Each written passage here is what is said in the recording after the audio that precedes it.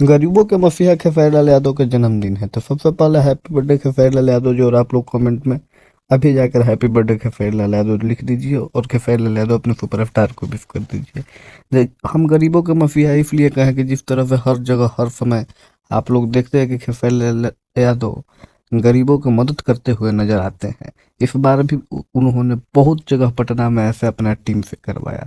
जैसे कि पटना में अपने टीम से फुटपाथ पर खाना वितरण, साड़ी वितरण और साइकिल वितरण, कंप्यूटर वितरण, ऐसा तमाम चीज़ करवाए।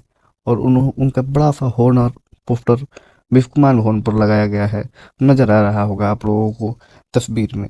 हम आपसे बता दें कि पहले तो इसी तरह दिन दोगुना रात चौगुना बढ़ते रहें और अपने ऊंचाई छूते रहें। एक छोटा सा परिवार से, एक छोटा सा गांव से लिट्टी बेचने वाला लड़का आज भोजपुरी इंडस्ट्री के सबसे बड़ा स्टार बन चुका है। आखिर ये कहीं ना कहीं आप सभी का प्यार और खेसारी लाल यादव की मेहनत है। तो बस इसी तरह आप लोग अपना प्यार बनाए रखें, क्यों गरीबों की मदद करते रहे। जहाँ भी गरीबों की मदद आती है, करने की बात आती है, तो भोजपुरी स्टार से पहला स्टार खेसारी लाल यादव है, जो हर जगह मदद करने के लिए अपना हाथ बढ़ाता है।